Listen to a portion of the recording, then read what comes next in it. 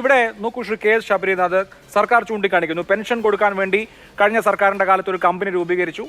ആ കമ്പനി പണം കടമെടുത്ത് അത് റോൾ ചെയ്ത് അഡ്ജസ്റ്റ് ചെയ്ത് കൃത്യമായി എല്ലാ മാസവും വായ്പ കൊടുത്തു പോകുന്ന സമ്പ്രദായത്തിലേക്ക് നമ്മൾ വന്നു. അപ്പോൾ എല്ലാ മാസവും ഈ 1600 രൂപ അർഹരായ ആളുകൾ പെൻഷൻ വാങ്ങിച്ചാൽ അവർക്ക് ആശ്വാസകരമാവുന്ന ഒരു സാഹചര്യമായിരുന്നു. ഇപ്പോൾ ഈ കമ്പനിക്ക് വായ്പ എടുക്കാനുള്ള സാഹചര്യമില്ല. ഓഫ് ബജറ്റ് ബോറോവിങ്ങിന് കടുത്ത നിയന്ത്രണം കേന്ദ്ര സർക്കാർ കൊണ്ടുവന്നതോടുകൂടി ഒന്നും വയ്യാത്ത അവസ്ഥയായി. ഞങ്ങളുടെ കയ്യിൽ പൈസ ഇല്ല, എങ്ങനെ പണം കൊടുക്കും എന്നുള്ളതാണ്. അപ്പോൾ ഇതിനെതിരെ, അതായത് കേന്ദ്രത്തിന്റെ ഈ നിയന്ത്രണത്തിനെതിരെ യോജിച്ച പ്രക്ഷോഭം വേണം, പ്രതിപക്ഷം ശബ്ദം ഉയർത്തണമെന്നൊക്കെ ഇന്ന് ധനമന്ത്രി ആവശ്യപ്പെട്ടു. എന്തുകൊണ്ടാണ് കോൺഗ്രസിന് അത് സ്വീകാര്യമല്ലാത്തത്?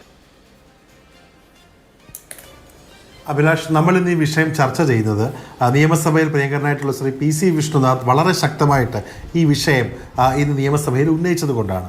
ആ അടിയന്തര പ്രമേയത്തിൽ നമ്മൾ ഊന്നി പറഞ്ഞത് കർഷകനായിട്ടുള്ള കോഴിക്കോടുള്ള ശ്രീ ജോസഫിൻ്റെ മരണവുമായി ബന്ധപ്പെട്ട കാര്യമാണ്.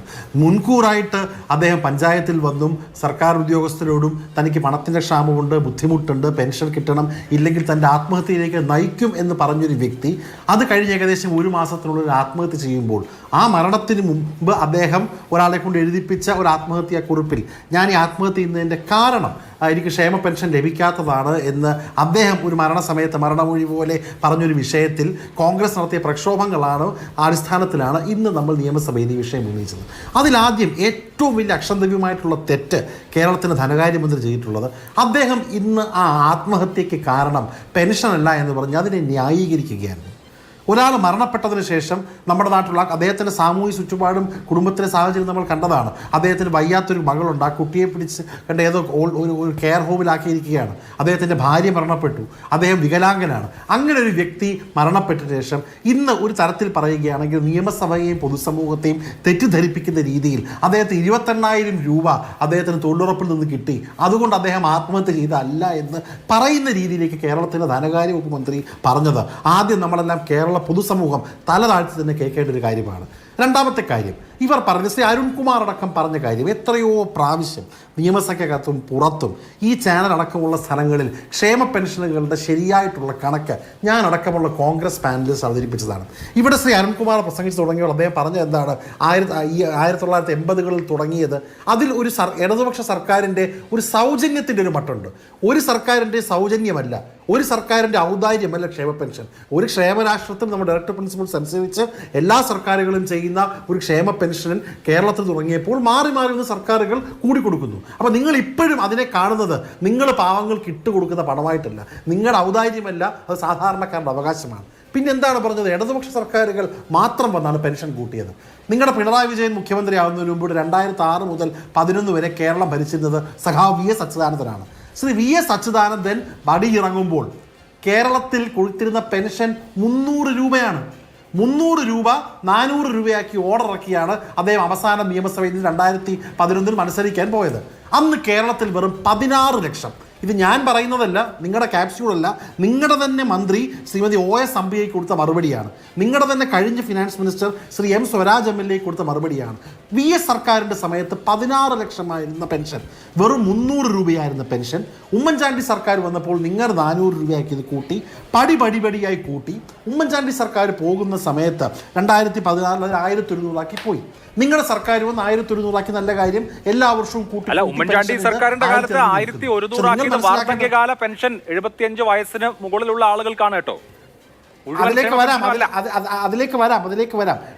അതെ, അതിലേക്ക് വരാം. ഞാൻ പറഞ്ഞത് 16 ലക്ഷം ആൾക്കാരിൽ നിന്ന് 33, ഞാൻ പറയട്ടെ, 16 ലക്ഷം ആൾക്കാരിൽ നിന്ന് ഉമ്മൻചാണ്ടി സർക്കാരിന്, ഞാൻ പറയട്ടെ, 16 ലക്ഷത്തിൽ നിന്ന് 33 ലക്ഷം ആളുകളിലേക്ക് ആ ഒരു പെൻഷൻ നെറ്റ് ഉമ്മൻചാണ്ടി സർക്കാരിൻ്റെ സമയത്ത് കൂട്ടി. നിങ്ങളുടെ സമയത്ത് 33 ലക്ഷത്തിൽ നിന്ന് എൻ്റെ കയ്യിലുള്ള കണക്കുകൾ പ്രകാരം 49 ലക്ഷം ആളുകളാണ് ഇന്ന് സാമൂഹ്യ പെൻഷനുകൾ നേടിക്കുന്നത്. അപ്പോൾ അച്യുതാനന്ദൻ്റെ സമയത്തിലെ 16 ലക്ഷം 33 ലക്ഷമാകുന്നു. നിങ്ങൾ വന്നപ്പോൾ അതിനെ ബ്രോഡ് ബേസ് ചെയ്തുകൊണ്ട് 33 ലക്ഷം 48-49 ലക്ഷം. അരുൺകുമാറിൻ്റെ 66 ലക്ഷം എന്നുള്ള കണക്ക് എനിക്ക് തോന്നുന്നു മറ്റ് പെൻഷനുകൾ ഉൾപ്പെടെയാണ്, കെട്ടിട നിർമ്മാണ തൊഴിലാളി പൈസയാണ്. അതുപോലെ അല്ല, ക്ഷേമനിധിയിലെ അഭിലാഷ തമാശ അറിയാമോ?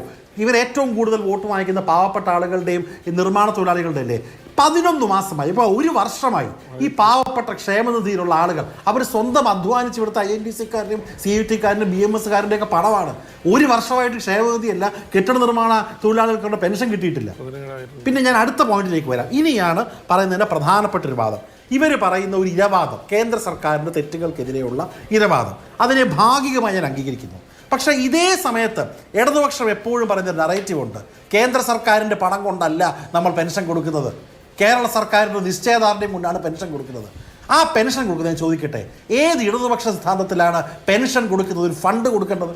പെൻഷൻ കൊടുക്കുന്ന സർക്കാരിൻ്റെ പൈസ കൊണ്ടല്ലേ, അല്ലാതെ ഏതെങ്കിലും ഒരു ഫണ്ട് ഉണ്ടാക്കി ആ ഫണ്ട് വെളിയിൽ പോയി മാർക്കറ്റിൽ നിന്ന് പൈസ ഉണ്ടാക്കിയാണോ പാവങ്ങൾക്ക് പെൻഷൻ കൊടുക്കേണ്ടത്? പെൻഷൻ കൊടുക്കുന്ന സർക്കാരിൻ്റെ ധാർമ്മികമായിട്ടുള്ള ഉത്തരവാദിത്വമാണെങ്കിൽ നേരിട്ട് കൊടുക്കണം, അല്ലാതെ ഫണ്ട് ഉണ്ടാക്കി ഫണ്ടിൽ പണമില്ല എന്ന് പറഞ്ഞുകൊണ്ട് പെൻഷൻ കൊടുക്കാതിരിക്കട്ടെ. അടുത്തത്, നിങ്ങൾ 5 മാസമായി പെൻഷൻ കൊടുത്തിട്ടില്ല. ഇത് നിങ്ങൾ പറയുന്നത് ഉമ്മൻചാണ്ടി സർക്കാരിൻ്റെ സമയത്ത് 18 മാസം പെൻഷൻ കൊടുത്തില്ല എന്നുള്ള ഒരു നറേറ്റീവ് നമ്മളിത് പൊളിച്ചതാണ്. 5 മാസമായി നിങ്ങൾ പെൻഷൻ കൊടുത്തിട്ടില്ല. പിന്നെ അതിനു മുമ്പ് പിന്നെ അഭിലാഷ് ഒരു പോയിന്റ് പറഞ്ഞ് പൂർത്തീകരിക്കാം. ഇവർ പറഞ്ഞ എന്താണ്, കഴിഞ്ഞ തവണ ഇവർ വെള്ളക്കരം കൂട്ടി, KSEB-യുടെ കരം കൂട്ടി, കെട്ടിട നിർമ്മാണത്തിനുള്ള കരം കൂട്ടി, സർക്കാരിൻ്റെ എല്ലാ സർവീസുകളും കരം കൂട്ടി, പെട്രോളിന് ഡീസലിനും 2 രൂപ സെസ് കൂട്ടി. പറഞ്ഞ കാരണം എന്താണ്? പാവപ്പെട്ട ആളുകൾക്ക് പെൻഷൻ കൊടുക്കാൻ.